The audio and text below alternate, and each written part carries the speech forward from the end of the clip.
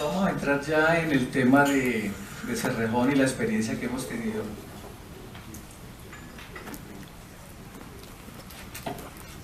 Cerrejón es una amalgama de trabajos, encontramos información de los años 40 y toda manera como Cerrejón ha evolucionado nos llevó en los años 90 cuando se hizo una fusión entre que llegaron las grandes empresas de minería a tomar, digamos, la propiedad de la minería en la parte de Cerrejón Central.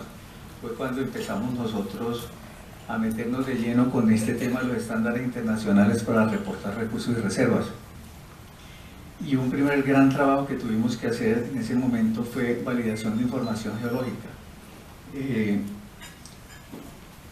Así como los códigos aparecieron y evolucionaron y han sido cada vez más exigentes, pues también los temas de exploración así han venido también, pero en los primeros años pues los temas de exploración se hacían, digamos, con equipos que no tenían de pronto una estandarización para garantizar las profundidades en que estaban tomando muestras. Se capturaban muchas cosas a mano y en formatos de papel. Existían los registros físicos de pozos, pero estos registros pues eran equipos análogos y eran impresos directamente a un papel. Todo esto hizo parte de que tuviéramos nosotros que hacer un gran trabajo de validación. Más o menos tuvimos que reunir una información de cerca de 5.000 perforaciones que teníamos recogiendo toda esta historia. Mucha de ella fue posible transferirla digitalmente y calibrar muchos de estos registros, y otro tanto fue necesario sustituirla con nueva perforación, que digamos que fue uno de los aprendizajes grandes donde nosotros nos parecía que un pozo, con el hecho de haberlo perforado y conocer alguna cosa, era suficientemente válido para que pudiéramos llevarlo a un modelo geológico, y ahí aprendimos que no es así. Que uno lo puede hacer, pero cuando viene un tercero y quiere validar, que está interesado, de pronto una inversión considera que esa información no es confiable y puede que su juicio diga yo no invierto ahí. Y fue necesario que nosotros reemplazáramos gran parte de la información que ya conocíamos, pero que no se pudo estandarizar, y volver a repetir muchas de estas perforaciones. Este es un ejemplo, estos eran los formatos típicos que teníamos en papel, y después ya pasamos a tener estandarizado, computarizado toda la información, la captura con información en campo directamente capturada en medios digitales, y también facilitar instalaciones para que se pudiera mejorar también el trabajo de los geólogos haciendo descripciones, muestreos, preparaciones, y permitiera que toda esta información fluyera de mejor manera y más sólida. Otra experiencia que tuvimos en Cerrejón fue con las técnicas de perforación. A través de muchos años todos nuestros contratistas de perforación nos ofrecían equipos y luchábamos mucho con el tema de recuperación de testigos, y este tema también se nos volvió crítico porque aprendimos también que no es solamente recuperar una parte, sino que tiene que cumplir que al menos el 95% del testigo se recupere. Antes los 80 nos parecía buenísimo, después aprendimos que no era suficiente, que la representatividad del carbón requería y era más exigente, y nos llevó.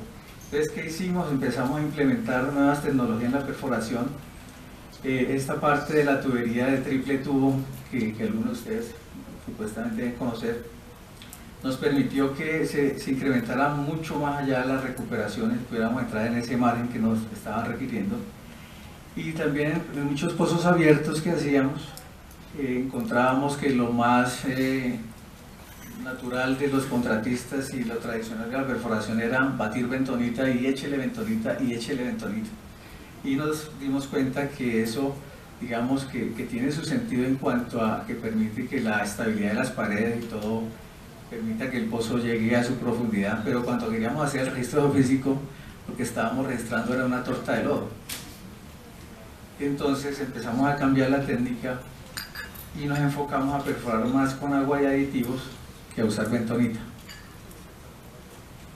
Y esto pues sí nos llevó a que pudiéramos con todos estos cambios a tener mayor confiabilidad, y la caracterización tanto de la calidad como de toda la parte estructural del depósito mejoró considerablemente. El otro aprendizaje es, como les mencionaba, de los registros físicos de pozos. Por lo menos en el tema de carbón, si no es el más importante, es uno de los más relevantes cuando uno en un reporte público quiere demostrar la materialidad de la información.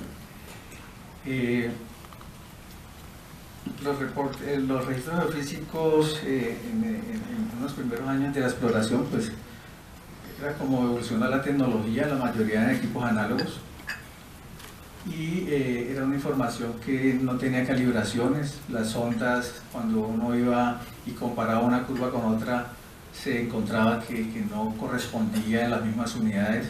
Era más bien una interpretación puramente conceptual, pero no podía uno, digamos, usar herramientas tecnológicas donde uno pudiera importar una curva de un registro con otra y pedirle al sistema que, leyendo valores, pudiera empezar a encontrar correlaciones. Simplemente era algo visual.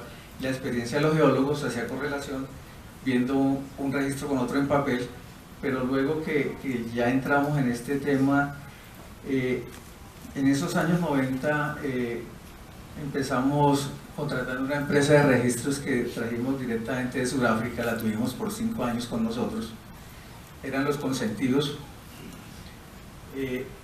y ellos traían un set de herramientas y equipos digitales que nos permitieron dar ese cambio notable a nuestros pozos de exploración, y empezamos a integrar otro tipo de curvas. No solamente nos quedábamos viendo la densidad y el gamma natural, que era lo más normal en los primeros registros, sino que ya entramos a ver el dismirer, la verticalidad.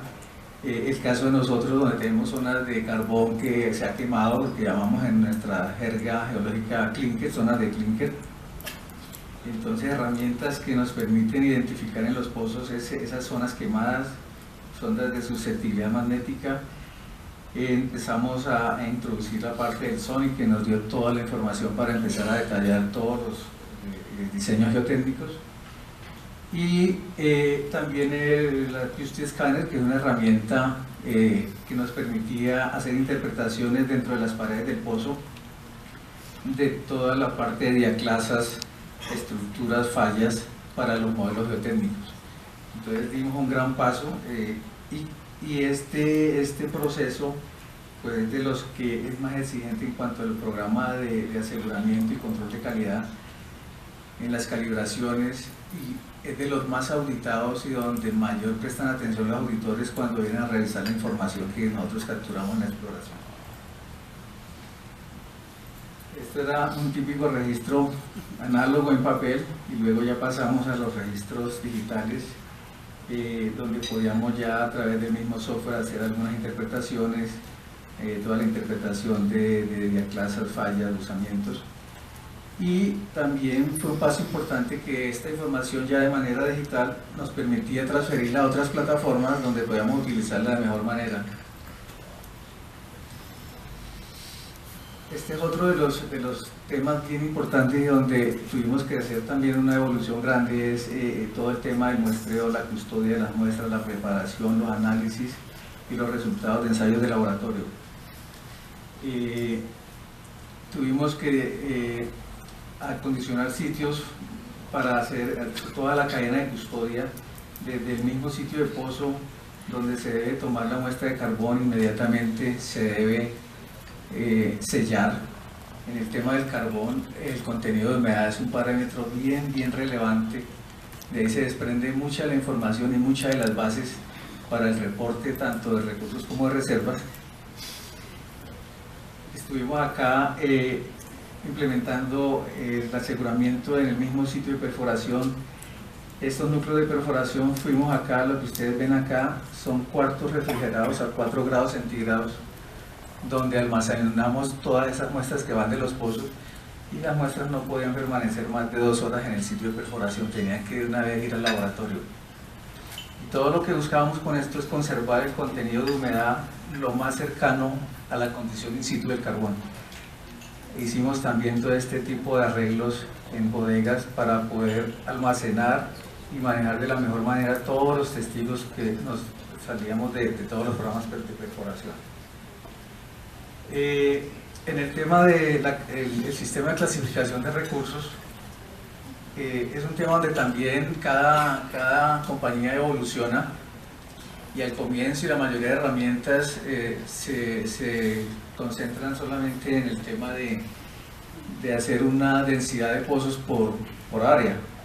Nosotros vimos que ya teníamos que evolucionar a otros conceptos y le agregamos otro tipo de variables que tenía que ver ya con la incertidumbre y la complejidad geológica, donde el depósito lo clasificamos en dominios de complejidad y adicionamos información de estudios sísmicos, de mapeo en áreas de mina activas y en el proceso de pozos de voladura, donde se desarrolla mucha información a través de ese proceso, y todo esto lo hemos también incorporado para hacer un poco más robusto el sistema de clasificación de recursos que tenemos reportando. Aquí ya lo que tiene que ver con las metodologías para definir lo que es un recurso. Claudio lo mencionó en su presentación, que el recurso tiene esta connotación: perspectiva razonable para una eventual extracción económica.